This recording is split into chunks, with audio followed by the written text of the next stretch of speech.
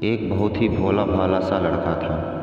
वह कोई काम नहीं करना चाहता था, बस खाना खाता, घूमता और सोते रहता था। एक दिन उसे किसी ने बताया कि एक आश्रम है जहाँ पर कुछ नहीं करना पड़ता और हर दिन 2 समय का खाना और नाश्ता मिलता है। तुम वहाँ जा सकते हो। उस आलसी लड़के ने सोचा कि ये तो बहुत बढ़िया ही बात है और वह उस आश्रम में जाकर रहने को सोचा। और फिर वह भोला भाला आलसी लड़का अपना सारा सांसारिक जीवन छोड़कर उस आश्रम में रहने लगा। आश्रम में गुरुजी थे। वह कुछ समय सबको प्रवचन देते।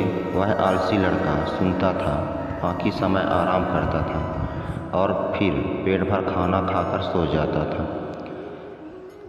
ऐसा ही उस लड़के को दिन गुजर गया।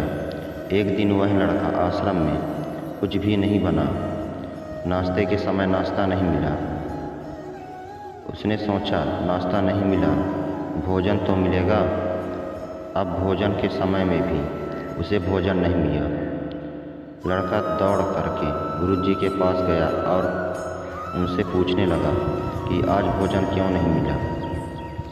गुरुजी ने उसे कहा, बेटा आज एकादशी है और जितने भी आश्रम के सदस्य हैं उनका उपवास है और तुम्हारा भी आज उपवास है।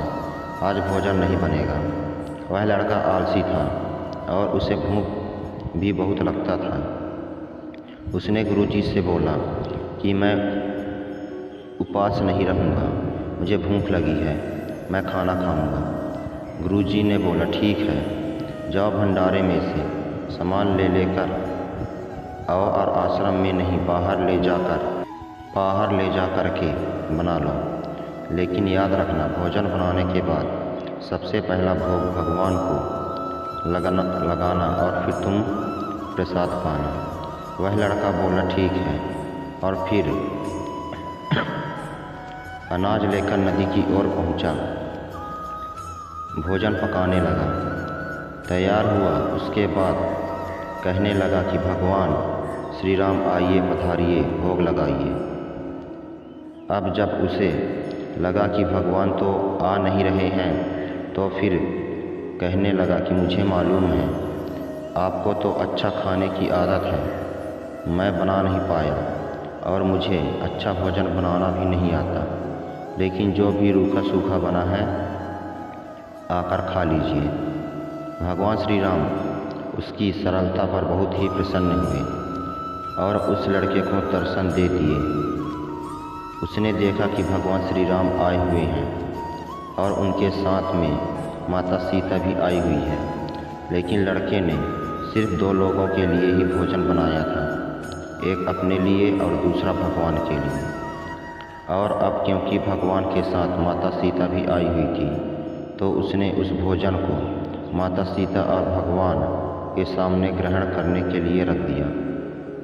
भगवान श्री राम और माता सीता ने भोजन किया और उसके बाद जब वह वहाँ से जाने लगे तो यह भोला सा आलसी सा लड़का बोला कि प्रभु आप आइए, दर्शन दिए, बहुत अच्छा लगा। मुझे खाने को कुछ नहीं मिला, लेकिन कोई बात नहीं। लेकिन आपसे एक विनती है कि अगली बार जब आप आएंगे तो कितने लोग आएंगे ये बता दीजिएगा, ताकि मैं उतने लोगों के लिए भोजन बनाकर रखा रहूं। भगवान श्री राम मन ही मन मुस्कुराए और फिर अंतर्ध्यान हो गए। लड़का आश्रम आ गया। दिन बीतता गया और फिर एकादशी का दिन आया और इस बार उसने 3-4 लोगों के लिए अनाज लेकर खाना बनाने के लिए नदी के किनारे पहुंच गया। उसने बड़े प्रसन्नता से भोजन बनाया और इंतज़ार करने लगा कि प्रभु आइए और भोग लगाइए। इस बार लड़का देखता है कि भगवान श्री राम पूरा राम दरबार लेकर के आए हैं, जैसे माता सीता, लक्ष्मण, भरत, हनुमान जी और सभी लोग आए हैं। लड़के ने 3-4 लोगों का ही भोजन बनाया और इस बार की भोजन कम पड़ गया। लड़के ने निराश होकर भोजन को प्रभु के आगे रख दिया। उन्होंने भोजन किया और फिर चले गए। और इस बार भी लड़का फिर से भूखा रह गया। अब लड़का भी आश्रम गया। दिन बीतता गया और फिर एकादशी का दिन आया और इस बार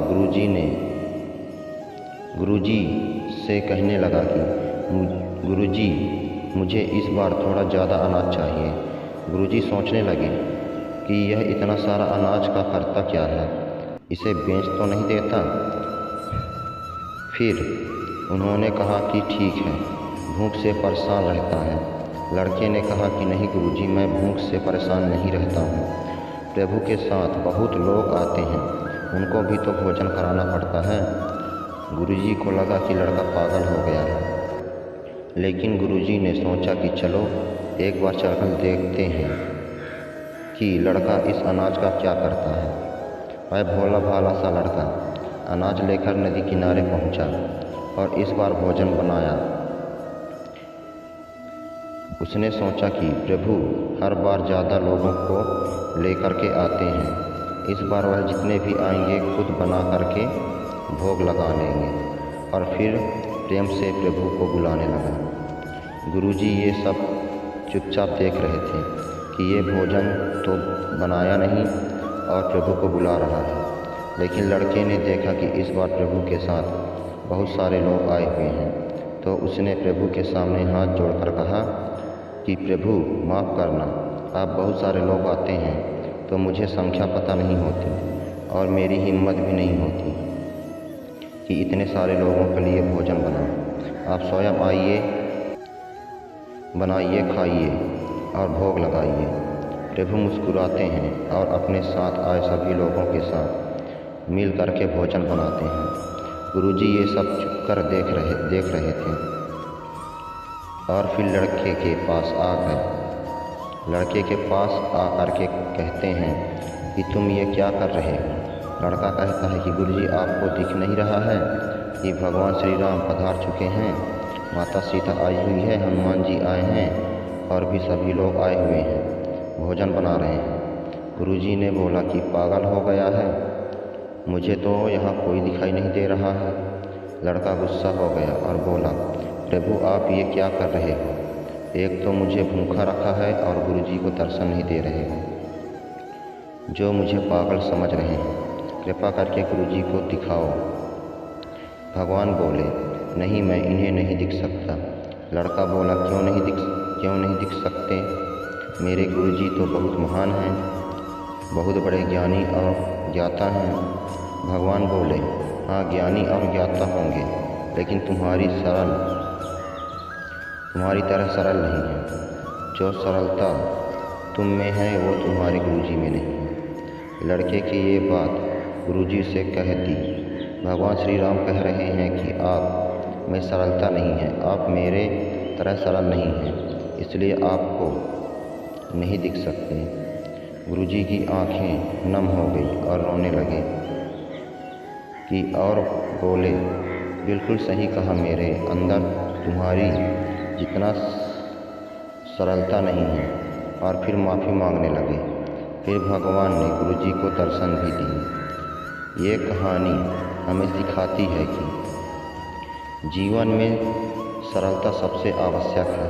जितने सरल बने रहेंगे उतना जीवन में भी आगे बढ़ते चले जाएंगे। जब आप सरल होते हैं तो आप खुद भी मुस्कुराते हैं और दूसरों को भी मुस्कुराने की वजह देते हैं।